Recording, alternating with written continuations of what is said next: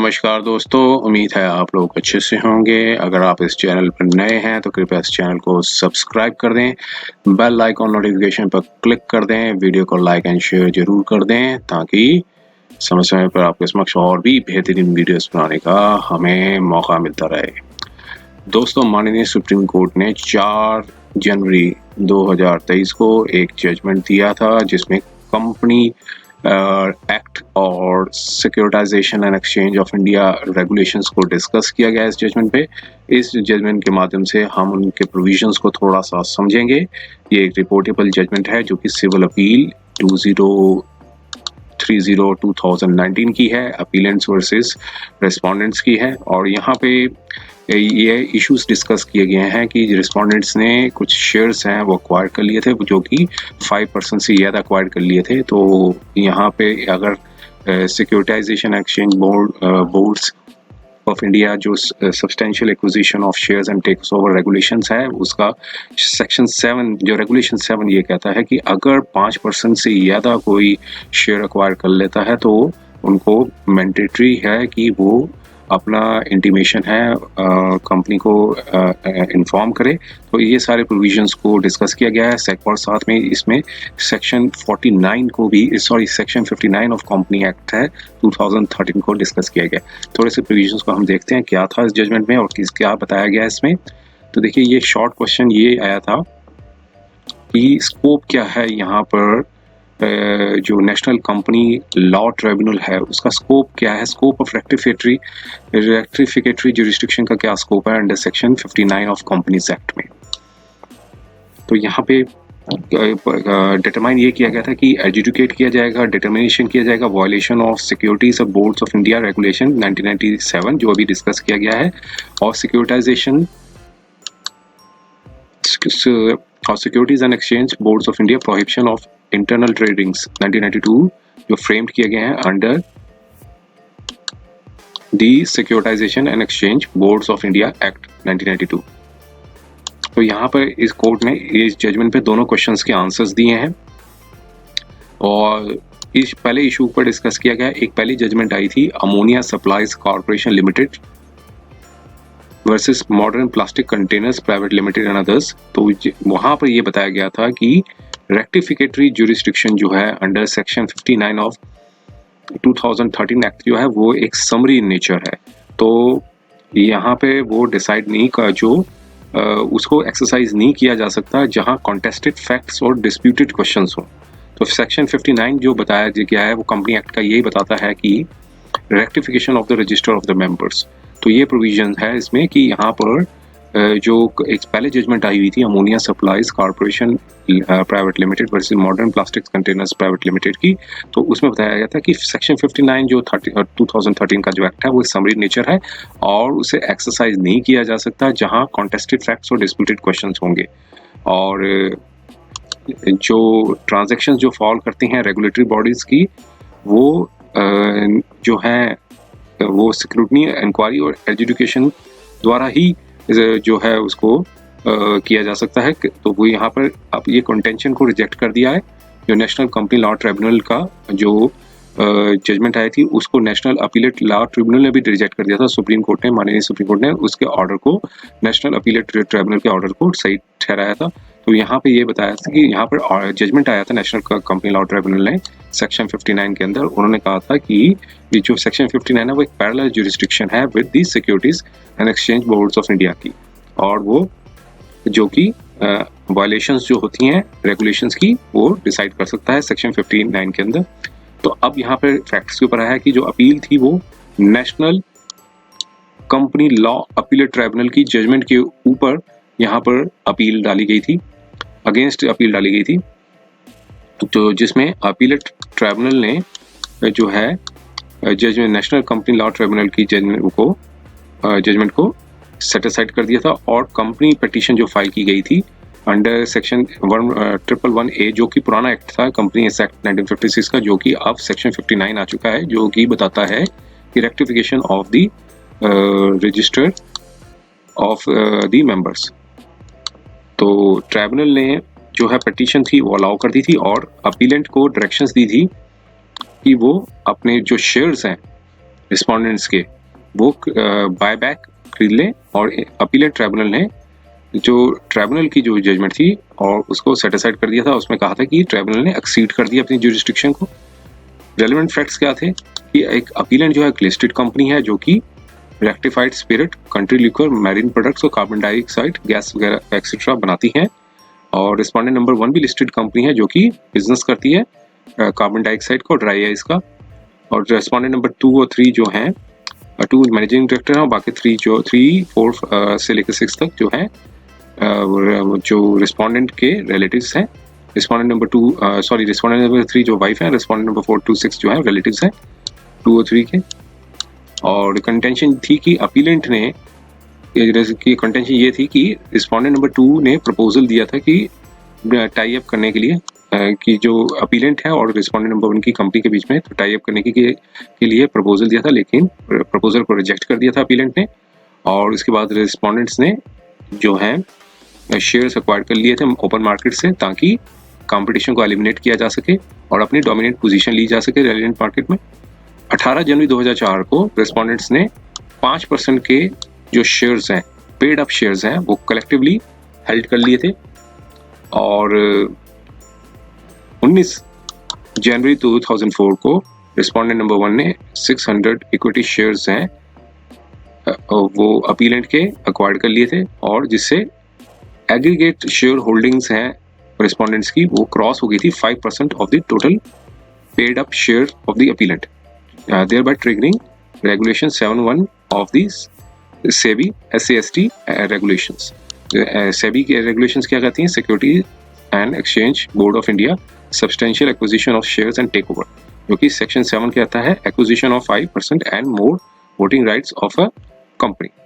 तो उसके बाद से रेगुलेशन 7 यही बताता है कि अगर कोई एक्वायरर है वो चाहे वो हिमसेल्फ एक्वायर करे या फिर any person acting in the concert with the acquirer, तो अगर वो एक्वायर कर लेता है 5% से ज़्यादा शेयर, तब एक डिस्क्लोजर जो है वो एक्वायरी कंपनी को और स्टॉक एक्सचेंज को देना जरूरी है। और इसी रेगुलेशन पे रिस्पोंडेंट्स ने एक इंटीमेशन दिया था अपीलेंट को नेक्स्ट डे 20 जनवरी 2004 को, और जो कि अपीलेंट ने 22 जनवरी 2004 को एक्वायर कर लिया था, रिसीव कर लिया था। और अपीलेंट ने कंटेंट्स किया था कि जो डिस्क्लोजर जो है वो 7(1) के वास इसके अंदर जो दिया गया डिस्क्लोजर है वो प्रिस्क्राइब फॉर्मेट के अंदर नहीं दिया गया। यहाँ इन्होंने ये ऑब्जेक्शन लगाया था, मतलब अपनी कंटेंशन दी थी। 4 मंथ्स के बाद रिस्पोंडेंट नंबर 1 ने एडिशनल शेयर्स होल्ड लिए अपीलेंट के, तो फिर इससे इंडिविजुअल शेयर होल्डिंग्स थी 5% से ज़्यादा हो गई। तो इंडिविजुअल क्रॉसिंग थी 5% से ज़्यादा की, जो रिस्पोंडेंट नंबर 1 से इंडिविजुअल क्रॉसिंग 5% से ज़्यादा हो गई। फिर से ट्रिगर्ड हो गया CBPIT रेगुलेशंस 13, जो बताता है CB prevention of internal trading का जो सेक्शन 13 और रेगुलेशन 13 बताता है, वो यही बताता है कि डिस्क्लोजर ऑफ और interest of holding directors and officers of substantial share holders in the listed company in initial disclosure. तो यहाँ पर इंडिविजुअल के भी से ये 5% से ज़्यादा हो गए थे। तो फिर उसके बाद जो है कि ये भी ये रेगुलेशन सामने ये कहते हैं कि मैंडेटरी है डिस्क्लोजर देना एक्वायरी कंपनी को। रिस्पोंडेंट नंबर 1 ने एडमिट किया कि वो डिस्क्लोजर नहीं दे सके प्रिस्क्राइब टाइम में। तो जो फेलियर हुआ नोटिस का वास जो है वो इंटेंशनल नहीं था। तो अपीलेंट्स ने क्लेम किया कि एक्विजिशन के बारे में उन्हें 4 जून 2004 को पता चला। अपीलेंट ने क्लेम किया जब उन्होंने इंटरनल इन्वेस्टिगेशन की और पाया कि टोटल नंबर ऑफ शेयर्स हैं रिस्पोंडेंट्स के वो अपीलेंट कंपनी के जो हैं जो रिस्पोंडेंट्स के पास है। अब फिर उसके बाद कंपनी पिटीशन जो है वो फाइल की गई 111 जो है 1956 एक्ट के अंदर फाइल की गई, जो कि अब सेक्शन 59 के इक्वल है, क्योंकि तब एक्ट जो है वो 1956 का चला था। 2013 में जो एक्ट है वो 59 हो गया है उसके पैरेलल पे। तो उसमें ये प्रे की गई थी कि रेक्टिफिकेशन किया जाए रजिस्टर को और डिलीट किया जाए रिस्पोंडेंट्स के नाम को डिलीट किया जाए, कि जो कि ऑनर्स हैं शेयर्स के, क्योंकि उनका 5% थ्रेशोल्ड से ज़्यादा क्रॉस हो गया है।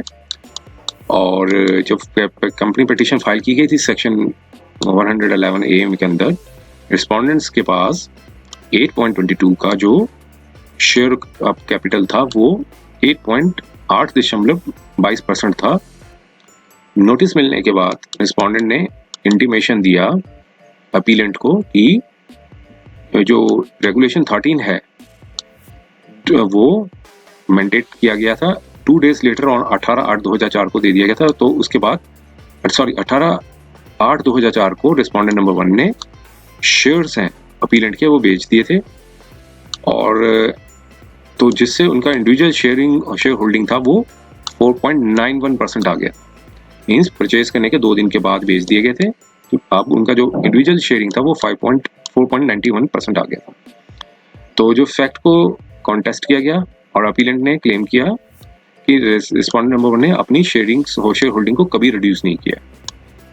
और इसके बाद रिस्पोंडेंट नंबर 1 ने सेबी को लिखा कि जो इंडिविजुअल शेयर होल्डिंग था अपीलेंट का वो क्रॉस हुआ था 5% का 27/5/2004 को, और डिले हुआ है डिस्क्लोजिंग टू द अपीलेंट।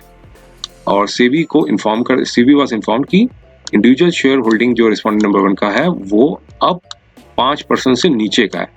ये it has been submitted before us कि सेबी जो है वो has not taken any regulatory action. SEBI ने कोई रेगुलेटरी एक्शन नहीं लिया रिस्पोंडेंट्स के ऊपर।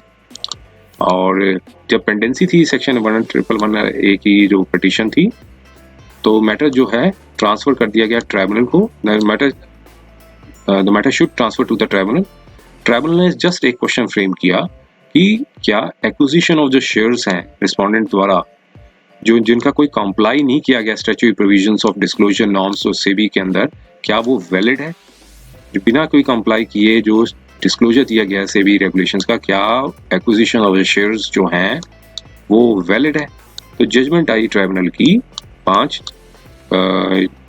जुलाई 2017 को, और कहा कि इंटीमेशन जो था 16/8/2004 को दिया गया, जो कि एक वायलेशन था सेबी पीआईटी रेगुलेशंस का, क्योंकि डिक्लेरेशन जो है वो विद इन 4 वर्किंग डेज के अंदर जो है फाइल कर देना चाहिए जब इंटीमेशन मिल जाती है कि अलॉटमेंट ऑफ शेयर्स होती है, और जो acquisition of the shares of voting rights as case में भी। और यहाँ पर ट्राइब्यूनल ने कहा कि जो पर्सन जो है सेबी के अंदर पीआईटी रेगुलेशंस को उसको कंस्ट्रूड मींस इंटरप्रेटेड किया जा सकता है कि आज जितने भी दूसरे रेस्पोंडेंट्स हैं जो कि रिस्पोंडेंट नंबर 1 है वो एक persons acting in the concert के अंदर काम कर रहे हैं। Persons acting in the concert को ही डाला जाएगा, मींस सारे लोगों का जो डेफिनेशन के अंदर बताया गया सेक्शन 2E के अंदर। और ये बताया गया कि जो एक्सरसाइज थी in the control of the management of the appellant, वो जो कि would be done jointly by all respondents, सबने एक जॉइंटली काम किया है। और ट्राइब्यूनल ने ये हेल्ड किया कि वायलेशन हुआ है सेबी रेगुलेशंस का, और क्योंकि रिस्पोंडेंट ने कोई डिस्क्लोजर नहीं किया था प्रॉपर फॉर्मेट पे। और पावर जो एक्ट की गई थी सेक्शन 111A ऑफ 1956 एक्ट का इज कंसर्न, ट्राइब्यूनल ने कहा कि सेक्शन 111 जो है कंपनी के पास, जो कंपनी को पावर दी जाती है कि वो अप्लाई करे रेक्टिफिकेशन एंड केस में भी, और ट्राइब्यूनल ने जो पास कर सकता order in to the undue to the mischief.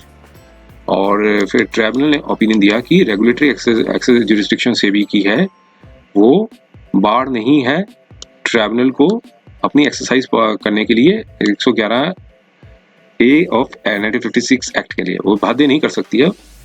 और ये जो ट्राइब्यूनल ने ये भी कहा कि जो पावर है कंपनी लॉ बोर्ड की और सेबी की, वो डिफरेंट और डिस्टिंक्ट जुरिस्डिक्शन फील्ड्स में आती हैं, और जो प्रेजेंट ऑर्डर है वो प्रिवेंट नहीं कर सकता सेबी को कि वो वायलेशन जो भी वायलेशन हुई है उसको डिसाइड करे, जो भी रेगुलेशन को वायलेट किया है।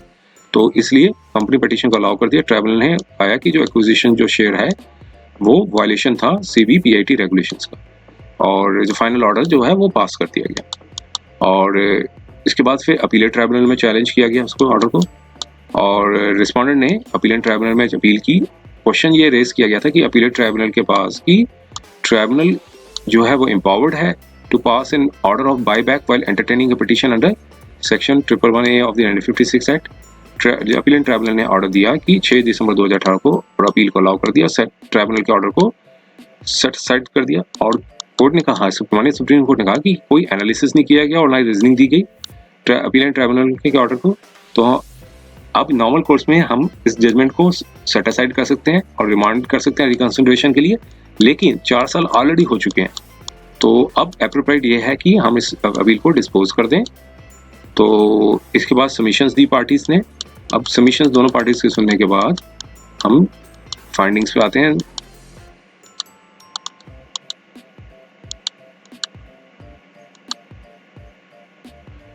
जो फाइंडिंग्स पे ये क्वेश्चन जो लॉ फ्रेम किया गया यहाँ पे, दोनों पार्टीज को सुनने के बाद एक क्वेश्चन ऑफ लॉ को फ्रेम किया गया जो कि कंसिडरेशन था इसमें, स्कोप एंड एम्बिट क्या है सेक्शन 111A ऑफ 1956 एक्ट का, जो कि अमेंडेड किया जा सकता है सेक्शन 59 ऑफ सेक्शन 213 एक्ट का, कि वो रेक्टिफाई करें, रजिस्टर करें मेंबर्स को, और कौन सी एप्रोप्रिएट फॉरम है जो कि एडजुडिकेशन और डिटर्मिनेशन ऑफ वायलेशन जो है और कॉन्सिक्यूटिव एक्शंस जो है सेबी रेगुलेशंस के अंदर आती हैं, और जो सेबी पीआईटी रेगुलेशंस जो है 1992 के अंदर आती हैं। तो इंटरप्रिटेशन के लिए कोर्ट ने जो है सेक्शन 111 ऑफ 1956 एक्ट जो है रिप्लेस कर दिया है by section 59 of the 213 act का। अब यहाँ पर पहले कंपनी पिटीशन जो फाइल की गई थी उसमें क्या क्या ये रिलीफ मांगी गई थी उसको पहले एनालाइज किया। उसमें पाया कि उसमें ये रिलीफ मांगी थी अपीलेंट ने जो रिस्पोंडेंट के अगेंस्ट की, declaration that acquisition of the shares of and in the company by the respondent number 1 to 6 are illegal, null and void.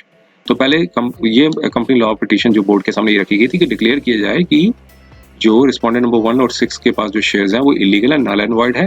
Necessary directions दी जाएं कि वो रेक्टिफाई करें रिकॉर्ड को, और नेम्स जो है रिस्पोंडेंट्स के उनको हटाएं, मतलब उसको रेक्टिफाई करें, और फिर परमानेंट इंजेक्शन भी मांगी थी रिस्ट्रेन अगेंस्ट द रिस्पोंडेंट्स। तो ये सारी रिलीफ मांगी थी। अब यहाँ पर कोर्ट ने कहा कि जो डिक्लेरेशन जो दी गई थी एक्विजिशन ऑफ शेयर्स की बाय द रिस्पोंडेंट जो है वो नल एंड वॉइड है in a petition under section 111 has to be examined. तो इसका स्कोप एंड एम्बिट को एनालिसिस करने के लिए एक जो रेक्टिफिकेटरी ज्यूरिसडिक्शन है, तो पर्टिकुलरली स्पेसिफिक वर्डिंग्स क्या है प्रोविजन को उसको देखा जाए। तो सारे जो लॉ थे, जो पहले जो लॉ था कंपनी एक्ट 1956 का देखा गया, और सेक्शन 155 का, और कंपनी एक्ट 2013 का सेक्शन 59 देखा गया, और साथ में 111 का भी जो है वो एक्ट को प्रोविजंस को 1956 के प्रोविजंस को एनालिसिस किया, कंपैरिजन किया। और हम आगे बढ़ते हैं थोड़ा सा। और यहाँ कोर्ट ने कहा कि जो स्कोप था एम्बिट का, वो एक डिसीजन आया था कोर्ट का अमोनिया सप्लाईज का, तो वहाँ पे एप्लीकेशन ये थी कि अमोनिया केस जो फाइल किया गया था वो सेक्शन 155 के अंदर फाइल किया गया था, और स्कोप और रेक्टिफिकेशन जो है वो इनलार्ज किया गया था विद दी जो प्रेजेंट विद दिस पोजीशन जो सेक्शन 38 ऑफ द 1913 का जो एक्ट था। तो उस आर्गुमेंट को रिजेक्ट करने के बाद कोर्ट ने अमोनिया के हेल्थ को कहा कि जो ज्यूरिसडिक्शन जो है रेक्टिफिकेशन और रजिस्टर की जो है मेंबर्स की वो एसेंशियली लिमिटेड है। तो ये सारे प्रोविजंस को भी सारे जजमेंट जो आई थी उसको एनालिसिस किया। अब यहाँ पर उसी का यहाँ पर प्रिंसिपल्स अप्लाई किए, और कोर्ट ने कहा कि जो पावर है कंपनी लॉ बोर्ड की वो नैरो है, वो तभी कंसिडर की जा सकती है, रेक्टिफिकेशन के लिए कंसिडर की जा सकती है अगर कोई पिटीशन फाइल की जाती है कि under the grab of rectification the company law board जो है उसकी कोई ज्यूरिसडिक्शन नहीं होगी कि ड्यूटी बाउंड की रीडायरेक्ट करे पार्टीज को कि वो ये ड्यूटी बाउंड होती है कि वो रीडायरेक्ट करे पार्टीज को कि वो रेलेवेंट फॉरम में अप्रोच करे। अब यहाँ पर जो कोर्ट ने कहा कि जो सफिशिएंट कॉज है उसको ऐसे इंटरप्रेटेड नहीं किया जा सकता कि जिसकी वजह से वो स्कोप और प्रोविजंस को इनलार्ज कर सके। तो इससे सारे प्रोविजंस जो पिछली जजमेंट को एनालिसिस किया और जो दूसरी कई जजमेंट्स आई थी उन सबको एनालिसिस करने के बाद फाइनल कंक्लूजन ये निकाला कि अभी जो ट्राइब्यूनल ने जो डायरेक्शन दी थी अपीलेंट को कि ट्राइब्यूनल को एक डायरेक्शन देनी चाहिए थी अपीलेंट को कि ऐसी डिक्लेरेशन के लिए वो एप्रोप्रिएट फॉरम में जाते उनको डायरेक्शन देनी चाहिए थी। अपीलेंट जो ट्राइब्यूनल का जो ऑर्डर था वो जस्टिफाइड है कि जो जिसमें उसने कहा गया कि अपील को अलाउ कर दिया था, setting aside the order of the tribunal कर दिया गया। अब जो दूसरा क्वेश्चन था वो हम देखते हैं, और ये दूसरा क्वेश्चन जो डिसाइड किया गया था वो ये था कि एप्रोप्रिएट फॉरम क्या है इंक्वायरी और education of the violation of the SEBI regulations का। तो यहाँ पर लीगलिटी और property of the company petition जो 111 A of for declaring the acquisition of shares था वो नल एंड वॉइड था for the violation of SEBI regulations, जो उसको जज किया जा सकता है। तो एप्रोप्रिएट फॉरम क्या है जो डिसाइड किया जा सके, जो एक्शंस हैं SEBI SCST regulation, SCCB PIT regulations का। अब यहाँ पर कोर्ट ने बताया कि जो पब्लिक एडमिनिस्ट्रेशन है वो एक डायनामिक और एवर इवॉल्विंग है, और सर्टेन सेक्टर्स है उसके इंडिपेंडेंट रेगुलेटिंग बॉडीज जो हैं वो अच्छा इफेक्टिव फंक्शन परफॉर्म कर रही हैं, क्योंकि जो ना वो किसी मिनिस्ट्रीज के अंडर आ रही है ना किसी गवर्नमेंट डिपार्टमेंट्स के हैं, और रेगुलेटरी कंट्रोल जो है इंडिपेंडेंट बॉडीज का वो एक कंसिस्टेंट, ट्रांसपेरेंट और इंडिपेंडेंट, प्रोपोर्शनेट और अकाउंटेबल एडमिनिस्ट्रेशन देता है।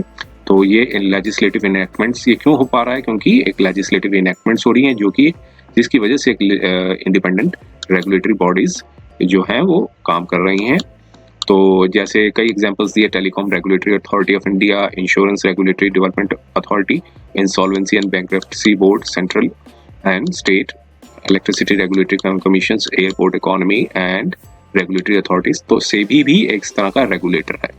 तो सेबी जो एस्टेब्लिश हुई 1988 में, जो कि इंटरेस्ट थे इन्वेस्टर्स को प्रोटेक्ट करने के लिए और प्रमोट करने के लिए, और कोर्ट ने कई ओकेजन में पाया कि रेगुलेटरी रोल का सेबी जो है वो इंटरेस्ट करता है, जो इन्वेस्टर्स को भी जो इंटरेस्ट को प्रोटेक्ट करता है।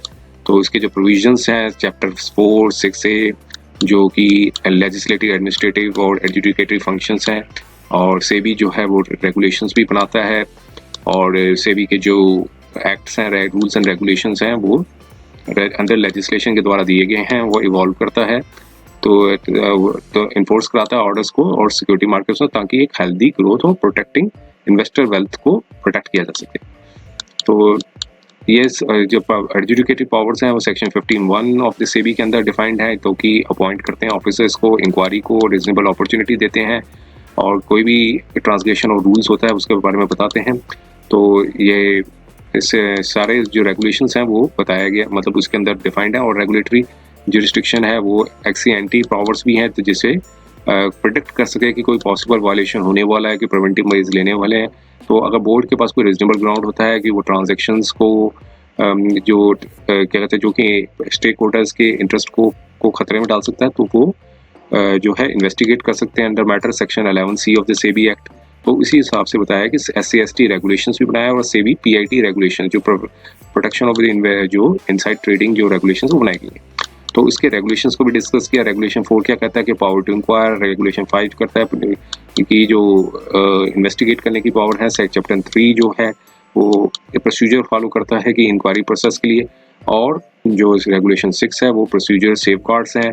तो और सेक्शन रेगुलेशन 8 है जो कि सबमिशन जो रिपोर्ट दी जाती है इन्वेस्टिगेटिंग अथॉरिटी द्वारा, और कम्युनिकेशन और फाइंडिंग्स हैं वो रेगुलेशन 9 है। तो सारे रेगुलेशंस के बारे में बताया गया है कि क्या क्या रेगुलेशंस क्या क्या कहते हैं। तो हम फाइनल कंक्लूजन में ये आते हैं, यही आया कंक्लूजन पे आया कि जो रोल का है, जो कॉम्प्रिहेंसिव रोल को सेबी का है, वो रेगुलेट करने के लिए सिक्योरिटी मार्केट्स को, और ताकि जो इनसाइडर ट्रेडिंग जो है उसको रोका जा सके। वही अब यहाँ पर हम ये ओपिनियन देते हैं कि जो इम्पोर्टेंट रोल है रेगुलेटर का वो उसको सर्कमवेंट नहीं किया जा सकता, कि एक रेक्टिफिकेशन जो दी गई है section 111A of the 1956 act जो अब जो 2013 का 59 हो गया।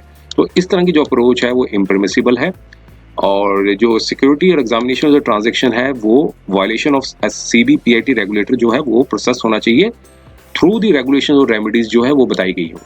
तो कॉन्स्टिट्यूशनल कोर्ट्स की पावर है कि वो इंटरप्रेटेड करे पावर्स को, प्रोविजंस को, जिससे जो पावर्स और jurisdiction of these regulatory bodies को अफेक्ट करती हो। तो ये कोर्ट्स की भी ड्यूटी बनती है कि वो ट्रांजैक्शन जो फॉल्स जो बीच में आ रही हैं प्रोविजंस और रेगुलेटर्स को, वो सब्जेक्टेड टू देयर स्क्रूटनी और रेगुलेशन के द्वारा, मतलब necessary subjected to the scrutiny and the regulation. तो यहाँ पे फिर पूरा बताया कि जो सेबी SCST रेगुलेशन जो है वो SCB PIT रेगुलेशन के जो किस तरह ही बनाया गया है। रेगुलेशन 7 भी है चैप्टर 11 का, वो यही बताता है कि अगर 5% से ज़्यादा शेयर हो जाए तो वो कंपनी को डिस्क्लोजर करे कि कि स्टॉक एक्सचेंज के बारे में डिस्क्लोज करे। और इसमें एक प्रोहिबिशन और नॉन डिस्क्लोजर जो है वो प्यूनिटिव प्रोसेस है। और चैप्टर 5 है इन्वेस्टिगेशन के बारे में बताया गया है। तो सारी रेगुलेशंस के बारे में यहाँ पर डिस्कस किया कि ये रेगुलेशन जो है सेबी की जो 1997 की क्या कहती है, 1992 की जो है वो जो इनसाइडर ट्रेडिंग का ये कहते हैं। तो अब यहाँ पर बताया कि अब ये ओपिनियन था कि अपीलेंट जो है वो जस्टिफाइड नहीं है कि invoking the jurisdiction of CLB under 111 of the act for the violation of the CB regulations. तो अब यहाँ पर बताया कि अपीलेंट जो है जस्टिफाइड नहीं है कि वो कंपनी लॉ बोर्ड की जुरिस्डिक्शन को इन्वोक करें जो कि वो आती हैं सीबी रेगुलेशंस के अंदर। तो यहाँ ये भी ओपिनियन देते हैं कि जो ट्राइब्यूनल ने एक एरर की थी कि जिसमें अलाउ कर दिया कंपनी पिटीशन जो फाइल की गई थी सेक्शन 111 ऑफ 1956 एक्ट में, और लेकिन अपीलेट ट्राइब्यूनल ने कोई अपनी रीजनिंग नहीं दी थी, लेकिन हम उसके रिव्यू को अलाउ करते हैं, उसके विजन पे सहमत होते हैं, लेकिन कोई रीजनिंग नहीं दी थी। तो इसलिए अपीलेट ट्राइब्यूनल का जो कंक्लूजन जो दिया गया था वो एकदम ठीक था। तो इसलिए हम ये जजमेंट को जो करेक्ट था, जो अपीलेट ट्राइब्यूनल ने जो जजमेंट को सेट असाइड कर दिया था वो उसका व्यू करेक्ट था। इसी ग्राउंड्स पे सिविल अपील जो फाइल की गई है अपीलेंट द्वारा की उसको डिसमिस करते हैं। इसमें कोई ऑर्डर और कॉस्ट नहीं दी जाती है। ये 4 जनवरी 2023 का था। उम्मीद है इस वीडियो के माध्यम से सेबी एक्ट रेगुलेशंस और सेबी एक्ट पर जो प्रोटेक्शन और prohibition of inside trading act 1992, SEBI act जो substantial acquisition of share and trading takes over regulation 1997 और कंपनी लॉ एक्ट जो है 2013 का, इसके प्रोविजंस को काफ़ी रोशनी मिली है इस जजमेंट से। तो उम्मीद है ये वीडियो आपको पसंद आया होगा। अगर ये वीडियो पसंद आया है तो कृपया इस वीडियो को चैनल को सब्सक्राइब कर दें, बेल आइकॉन नोटिफिकेशन पर क्लिक कर दें और वीडियो को लाइक एंड शेयर जरूर कर दें ताकि समय समय पर आपके समक्ष और भी बेहतरीन वीडियोस बनाने का हमें मौका मिलता रहे। समय देने के लिए बहुत बहुत धन्यवाद।